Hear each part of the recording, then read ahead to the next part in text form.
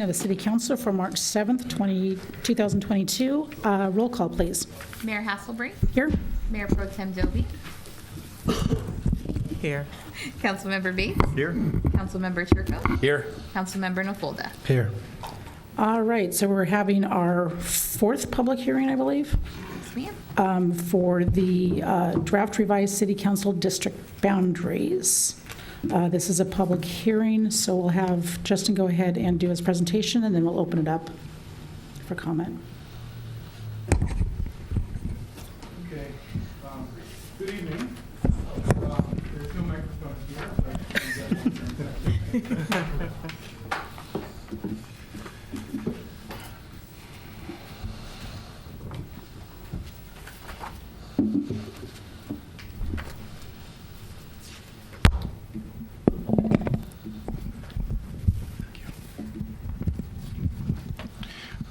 Good evening, and thank you, Mayor Hasselbrink, members of the council, and members of the community who are watching tonight. Thank you. My name is Dr. Justin Levitt. It's a pleasure to be here. I'm going to kind of skim through the opening of the presentation because at this point we've seen it 3 times, and the opening slides really haven't changed much. This is our 4th public hearing for the 4 required public hearings before the council can select a draft map. So starting tonight, if the council does desire to select a draft map or to finish the process, we can start that ending stage tonight. Again, our final deadline is April 17th. That's based on Election Day, and that's the deadline the registrars have set to be the last day that a map can be adopted. Our goals have not changed. As I mentioned last time, all of our plans meet both the federal and state criteria. That is, they all have equal population between the 5 districts.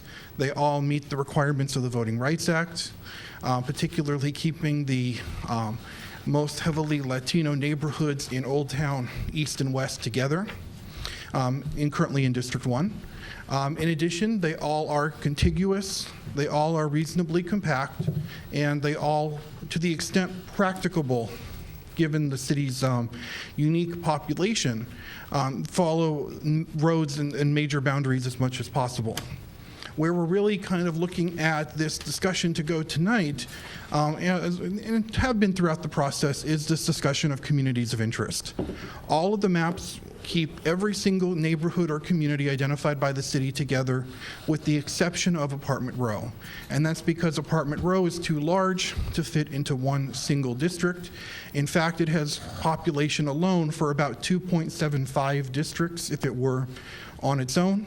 But given its geography, given its location in the city, districts from the south and the north have to go into Apartment Row in order to balance their population numbers. There's no alternatives in many of these cases. But other than Apartment Row, we've kept the neighborhoods identified in the city's general plan together. Finally, what we're looking to do is look at the differences between them and how they do this and which one makes the most sense. And so in addition to the maps, again, we have our interactive web viewer available for looking at detail, searching for addresses, and so on. We did receive a community map, Public Map 1. I think this also meets the legal requirements if the city were interested in this map. The only neighborhood other than Apartment Row split is not actually a residential neighborhood, but it's the military installation. NDC Map 1, to go into the NDC drawn maps. This was kind of our least changes map that moves the minimum number of people necessary in order to balance the populations, keeping District 1 identical to the way it is, and making as little change as possible to the other districts, except to balance the population numbers. NDC Map 2 has the lowest population deviation at just over 3%. However, it does make some more substantial changes, including, for example, moving Parkwood and the south part along Lambert from District 5 into District 4, and make some more substantial changes to other districts as well, including districts 1, 2, and 3, which are now kind of a little bit shifted eastward a little bit along Catella. NDC map 3 is another alternative looking at trying to clean up some of the boundaries. Among the maps, this one often does the best job at following the actual roads and not the alleyways within apartment row to the extent possible. It also tries to move some of the potential future growth areas a little bit more evenly divided between the city. So, for example, it moves the hotel, the Marriott on Los Alamitos Boulevard into District 1. We also, after, as a request at the last meeting, looked at a new map, which is NDC map 4. What this map does is it moves the areas off of Cerritos and Spring, basically same street depending on where you are and what side of the river, into District 2. And so the areas on the map, the Bungalows neighborhood, the El Dorado Estates East neighborhood, are moved into District 2 from District 1. And because of that change, we had to make some adjustments throughout the rest of the map.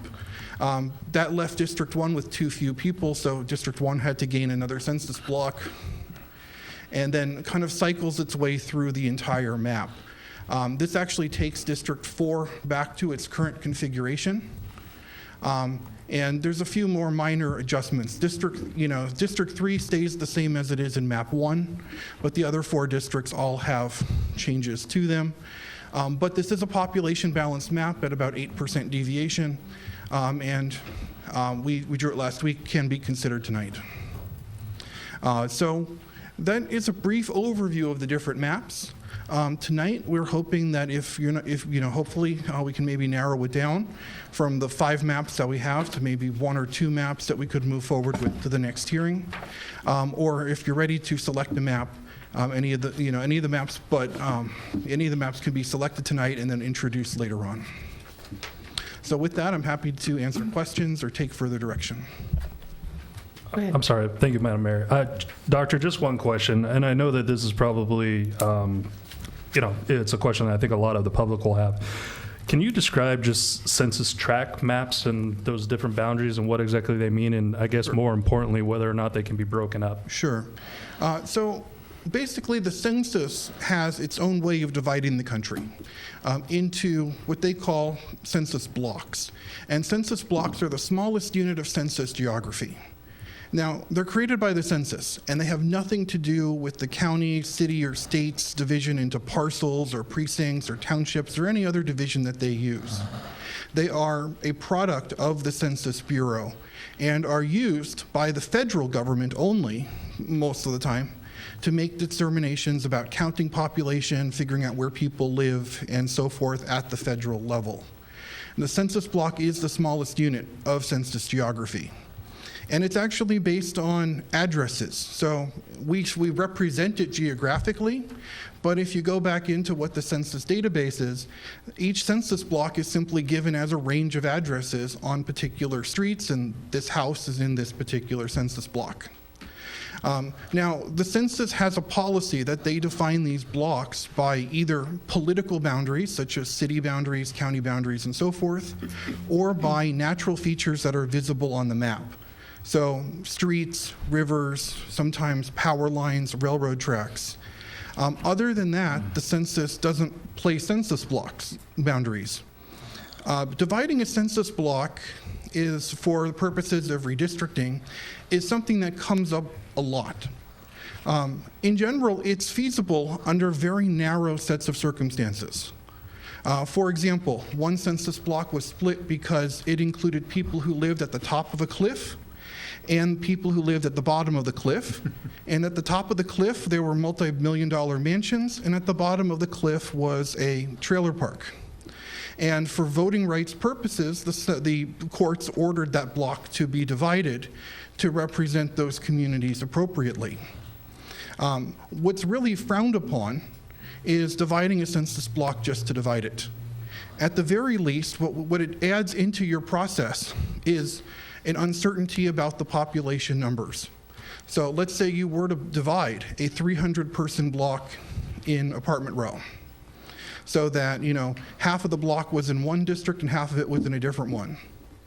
Well, we don't know exactly how many of the people counted by the census are in each half.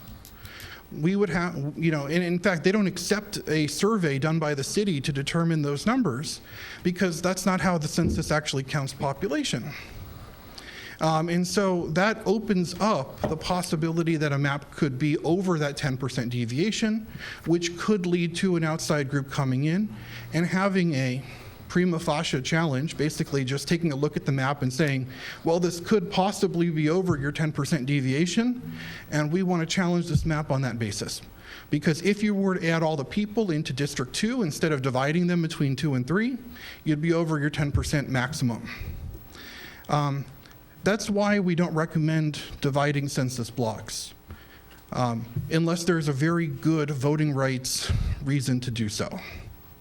Thank you, Doctor. Okay. Thank you, Mayor. Thank you. Okay, at this time, since it's a public hearing, I'll open it up to receive any public input on district boundaries.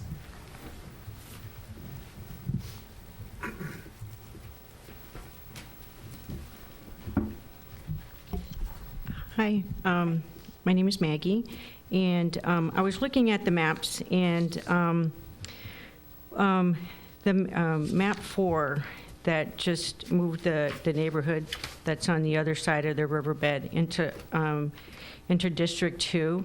I'm pretty fine with that map. The only thing that I don't know if I should mention it to you or to you, but Farquhar is part of, there's one block of Farquhar that's in District 5. And is it possible to keep Farquhar with District 4 by moving, so there's green, so moving the District 2 down in Carrier Row, down one block? Do you guys see what I'm saying? Yeah.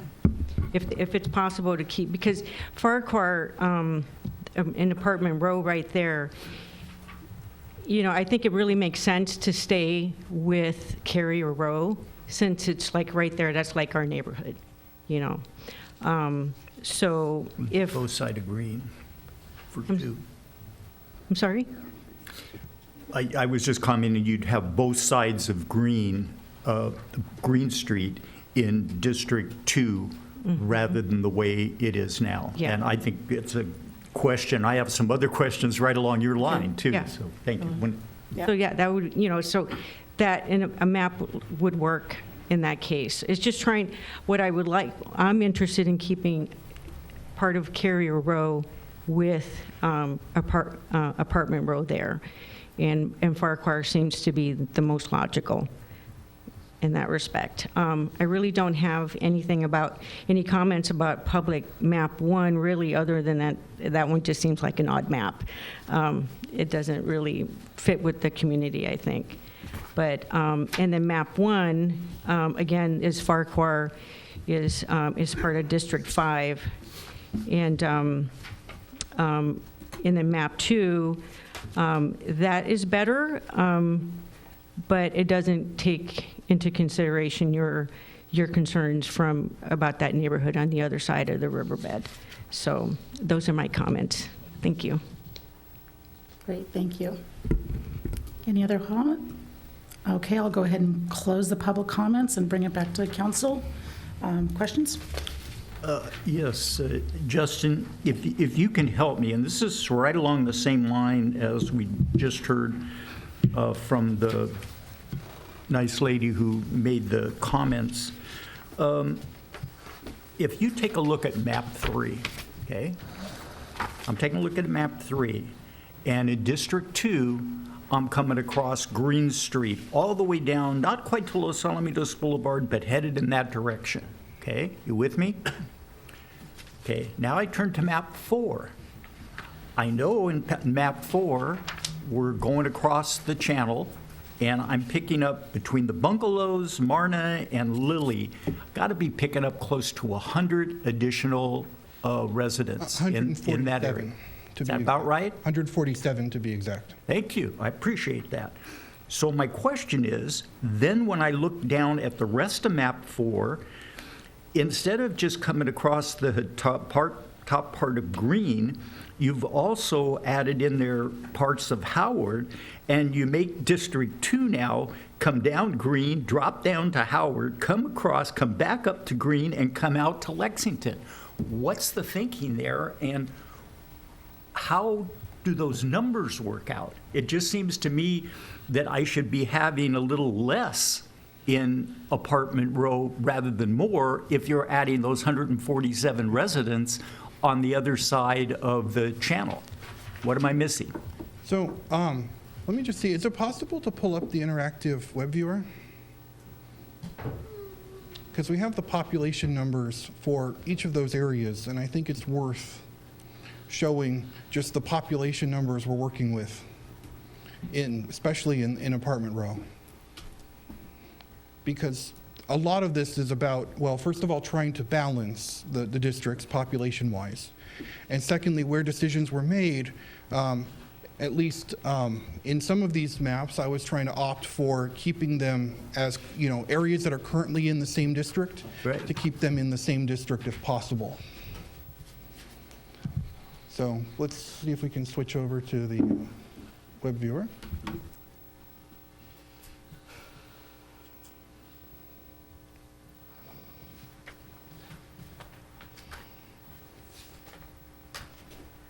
There we go. And let's just zoom in a bit. In fact, if you want me to come over there, I can zoom in.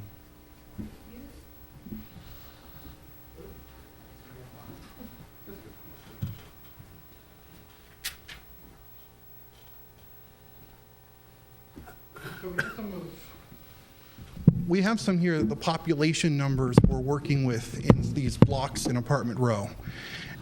And you can kind of see the differences in population between some of the different blocks. And I know the resolution on the screen is not perhaps as clear as we would like. I can't see it. But So Justin, if I'm looking at that and I see a population block for District 2 there on Howard, what's the challenge? Can that block be moved back over so District 1 doesn't come so far down Green Street there and take that so that District 2 isn't so split up there and covering both Green and Howard? so if it loses that southernmost block, Right. that's got 211 people in it. And so then it would need to pick up 211 approximately. Say it does from District 1, where it has done in the past. Right. Then District 1 now needs to pick up about 200 additional residents. And the only other place it goes into, I guess it could take one of those blocks, but if you see each of those blocks in that, along Howard and along, basically each of those blocks has over 200 people in it, anywhere from 230 to about 260 people in it. Each of those 4 blocks does. In fact, so that's kind of one of the challenges. You take from one area, you need to go into a different area.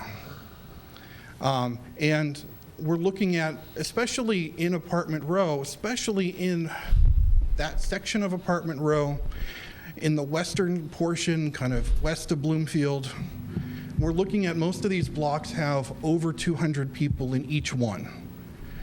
So we could make some trade-offs, but we would then either not follow the road, again, in a different district. We would have District 1 basically sticking out with one little block somewhere along that, kind of along the, I think it's Cherry. Somewhere like along Cherry, it would just have one little block sticking out. We could do that. That would go right into District 3 and push District 3 northward or, eastward. And that's the same kind of challenge with Farquhar. That block that we're talking about right at the corner there, 242 people living. So if that goes into District 4, then we have to take from somewhere else in order to balance the population. Because moving 200 people is essentially moving 10% or over 10% of a district. And so we could see just one block could swing a district from being 6% under to being 7 or 8% over. So these are why these trade-offs were made. If you want, I can come up with a map that does that takes it to green. That's going to have changes then to districts 1 and 3 at the very least, and we have to stay under that 10% deviation. I think we've all had a chance to go online and make our own maps, right? Can we do that? We can go online and make our own maps? That's right. In fact, we do have a paper copy of this map, kind of that you're seeing in front of us, with the table, with all of the different blocks of the population numbers here. Okay.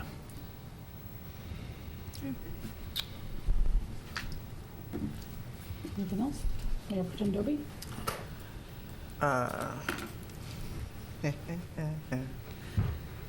So it seems like if I'm understanding, map 4 would be the most dramatic changes for the maps in their totality, right? Just to kind of get one neighborhood into a certain district? I think that maps 2 and 4 make the most change. I think 2 has some very radical change in apartment row. Like within apartment row, it moves District 3 in particular pretty far eastward in terms of the population that's changing. But map 4 certainly has the biggest impact on District 1. Okay, I'm trying to be mindful of not doing it simply because of District 1, because I may not always be the representative for District 1. So, okay. And then you were saying earlier, you were explaining about moving district blocks, and you gave a very detailed explanation about how someone could come in and they could challenge and all of this. Was that in regards to map 4? So map 4 doesn't divide any census blocks.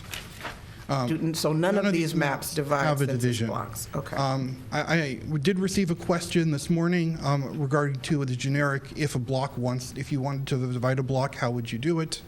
And we wanted to kind of indicate that it is, generally speaking, unless it's a zero population area, a very bad idea from generally, generally speaking, because it leads to a lot of uncertainty. So none of our maps, none of these current maps None of do these that? divide Okay. census blocks. All of these follow census blocks. Okay. All righty.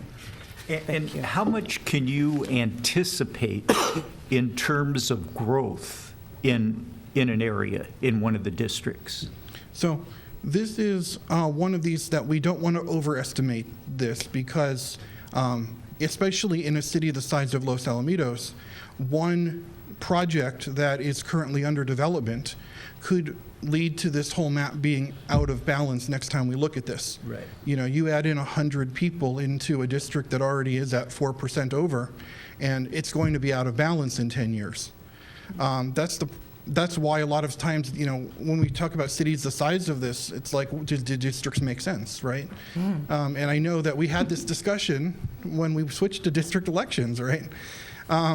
But, so we don't want to overestimate that. But what we have tried to do is keep districts, whatever district has the Parkwood area in it and the corridor along Lambert, as well as the area that has Old Town and the new townhomes that are going in right now. We've deliberately underpopulated them in the different maps. Now, District 1 is easy if it keeps its current configuration because it already is about 1% underpopulated. And so we just kept it that way, or we've underpopulated it in some of these new revisions.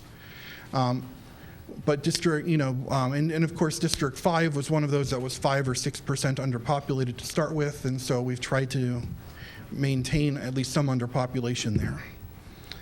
Because we know that those projects are going to be opening up and coming up in the next few years. However, if there's a new apartment building that's opening up somewhere on Catella Boulevard somewhere, depending on the side of the street, it could have a radical change to this map next time. District 1 and District 5, I think, are going to be the most impacted over the next 10 years. and there's going to be additional residents in those areas. I guess my comment here is what concerns me about District 2 is that it's so broken up. And what I mean by that is you've got most of the population in the north, and then you've got all this industrial, and then you cross Catella, and then Green, okay, I can kind of live with Green because that, obviously, we have to go somewhere to get that additional population. But when you start dropping down to Howard, now, man, you've got such a disjointed, district that concerns me. Councilmember Nafolda, do you have any comments?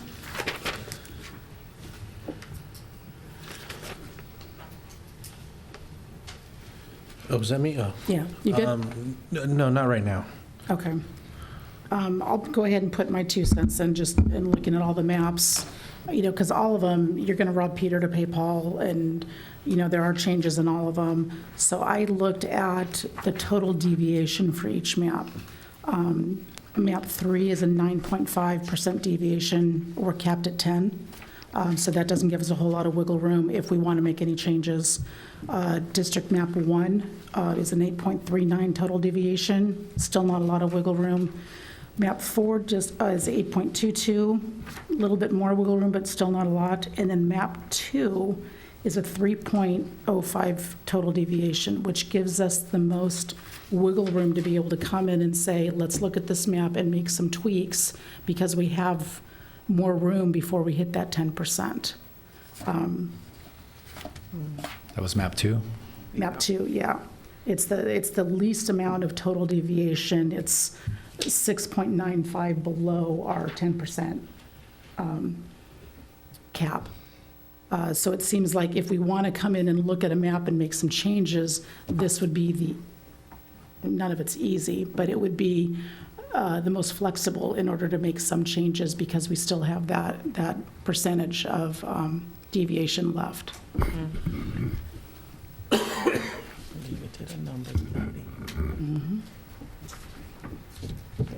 Any other comments or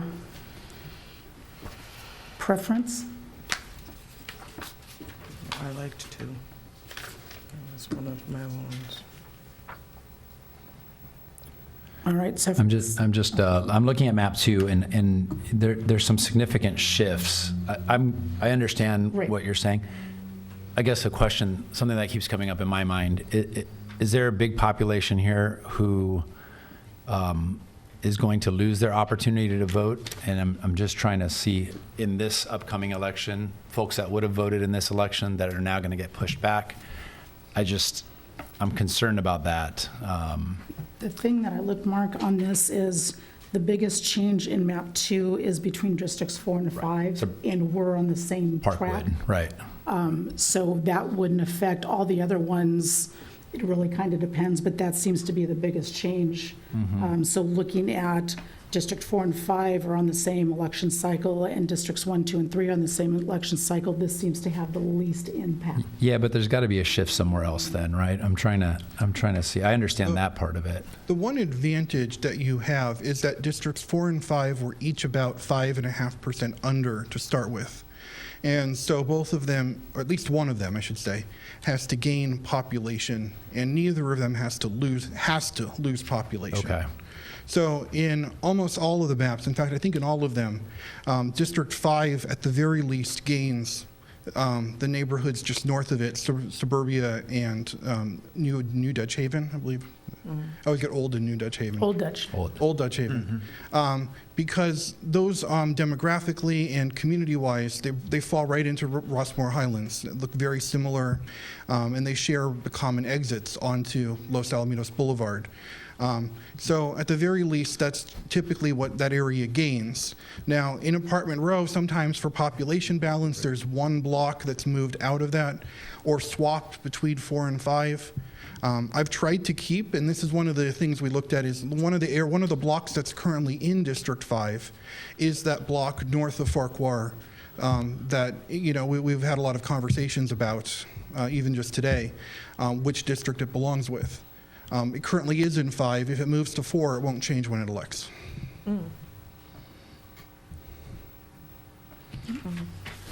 Any other questions? I'm All good right. with map 2. All right, so to move this along for discussion, I'll go ahead and make a motion to use map 2 as our base. That will allow us more input on if we want to make changes moving forward. That's my motion. Oh, I second. All right, any discussion? Well, I guess, why would we go with map 2 rather than map 3? Because map 3, we have a 9.5% deviation and we can't make any changes. It would be very hard to make changes because we can't go past the 10%. Well, once we do this, and it's valid for when we do that, when we do it, doesn't that hold for the 10-year period? It does hold for the 10-year Yeah. period. So as long as it's valid now, we should be in, I would think, in good shape. And I mean, at least with map 3, I think it's closer to what we have right now than starting to change it around and start moving people dramatically from one district to another.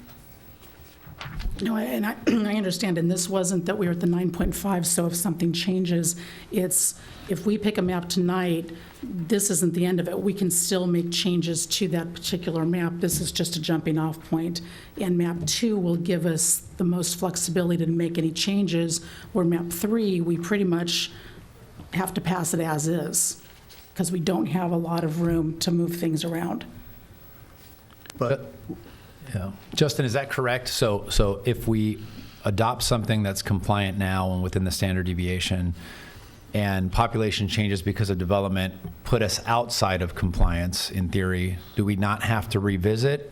Can somebody challenge it, or are we good for 10 years? So you were good for 10 years. there we go. Okay. Essentially, you know, basically from now until the 2030 census comes out, as long as it was population balanced when you adopted it in good faith, even if there is growth, it can't be taken into consideration until 2030. And that's because otherwise you would have been out of compliance. You know, like this redistricting you're doing is triggered by the census, not by the fact that the map now has a 21% deviation. Okay, thank you. But if you want changes, I think that if you wanted to start with a map and then request modifications, that's something we want to bring back at the next meeting, so you have something you feel comfortable adopting for those next 10 years. Right, and that's why I chose, that was my logic behind map 2, because in map 3, it's pretty much, that's got to be pretty much final, just because we are so close to that 10% cap. Yeah. And if you want, me to bring something back for the next meeting, you could tell me what you liked about map 3 so that I could try to draw that into map 2, or combine it with map 2 somehow. I would just say the thing I like about map 3 is at least there's an attempt there to keep District 2 a little bit more together, rather than drop down and also pick up part of Howard Street. That's one of the reasons I like map 3. I mean, I guess if I could do it again, I'd do map 4 in a different way. But to me, map 3 is more consistent with what we're doing right now.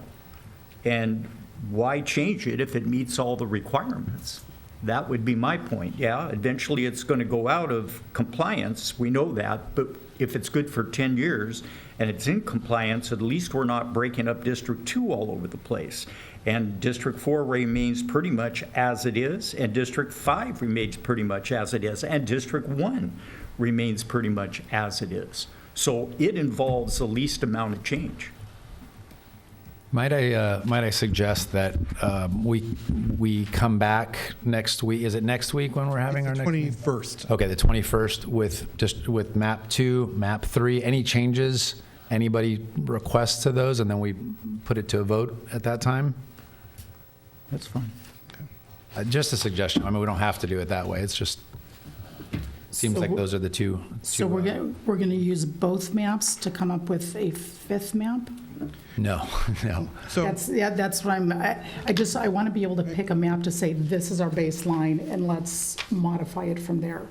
I don't know if map 3, Ron, I know you like it for District 2, but I don't know if the other districts are okay with that, and we wouldn't be able to make any changes. Some of the other ones, we would be able to make changes, so I just want to make sure, I guess what I'm trying to get here is just a sense of what's not working in the current maps that we have available, so that I can go back in and try to come back with something that works for everyone. To the extent, maybe there won't be a perfect solution, but starting with either map 2 as a base, or or map 3, trying to lower the deviation as part of making changes to map 3. I don't know. I mean, I don't want to get too far afield here, but it sounds like none of the maps work in their current form. I think we just like different maps, maybe. Yeah, we just Yeah. like different maps is what it's boiling down to. All right. Michael, did you want to say something? I was just going to remind you that we do have a motion that's been right. made and seconded, so I don't know if you wanted to call for a vote on that, or amend it, or... Yeah, let's go Draw it ahead. into I mean, the I did the conversation. motion so we could have the discussion. We'll go ahead and vote on it. If it passes, we'll use that as the baseline. If it doesn't, then we'll go back and entertain another motion for other maps. So we have the motion to use map 2 as a baseline, then with input from all of us on changes we'd like to see moving forward. So could I get a roll call vote, please? Mayor Hasselbrink, Yes. Mayor Pro Tem Doby, Yes. Councilmember Bates, No. Councilmember Turco, Yes. Councilmember Nafolda. No. Okay, so motion passes as map 2. So I would suggest our next meeting is in 2 weeks. How can we get, Written comment? yeah, I mean, I would like to be able, I don't want to present him to him for the first time in 2 weeks. I'd like to get it to him so he can present back to us what input we would all have. Is comment received through me? Does that well enough to inform the demographer, or does it have to be directed from the council meetings from the council members during the public hearing? Oh, I think we've stumped her. Yeah, It's like, I want to say that we can receive the comments from you. We would just have to set a deadline, because members of the public are able to make comments throughout. Is that correct? Or does council need to make? yes, so we need to be able to post the map by the 14th. So that's a week from today. So that's our deadline for getting the map to Wendy to post. And so we would need any particular direction before then, preferably by maybe, Friday of this week, at the latest Thursday of this week, if Wendy's not here on Friday. If that's acceptable to the council, then I can commit to having those conversations and making sure that the input is all included. So any input received at Chet by Friday? Thursday. Any input for District Map 2 needs to be received by Chet by Friday? We've Thursday. gotten a lot of input already. Right, Yeah. but specifically in map 2 on changes you'd like to see. Yeah. And then just give that to Chet. Chet will compile all the questions, and then Justin, you'll be able to come back to us at our next meeting and show what changes were made still in compliance. Obviously, we don't need to be at the 3 deviation level, but it's a nice place to start. And if it moves up, that's what that's for. Yeah, he said by Thursday. Thursday? So, yeah, my suggestion was by basically the end of the business week, so that we have enough time to draw it in and get it posted on Monday. Oh, that's right. That's- My business week is Friday, but that's okay. Some cities have different schedules on Friday, so I want to make sure that Sure. we get that. So by close of business on Thursday, any comments or suggestions over to Chet, and then we'll go the next step. All right, thank you very much. Appreciate it. Madam Mayor, if we Yes. could make sure that we continue this public hearing to March 21st. It does have to be at a time certain, so I suggest 7 o'clock for that regular meeting. Or if council would like to meet at 5 o'clock prior to the regular meeting. 5 works for me. Does 5 work for everybody? Or is 7 better? Jordan shaking his Yeah, head. I'm going on here. Busy man. Is there dinner regardless? I know that's right. You could always call in, I guess, huh? I need it to be probably a little bit after, like,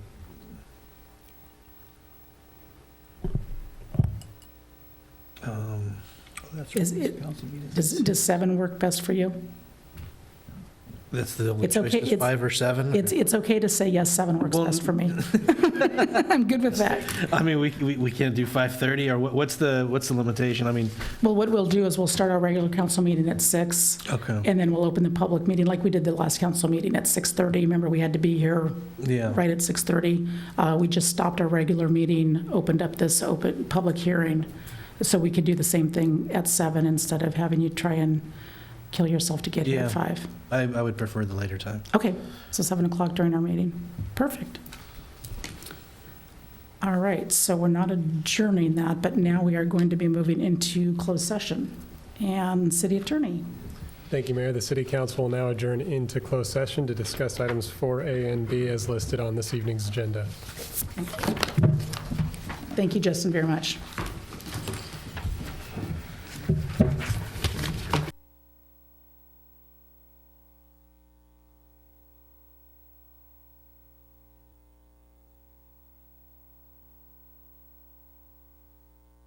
Can you report out, please? Yeah, thank you, Mayor. The City Council has reconvened from closed session with no reportable action taken.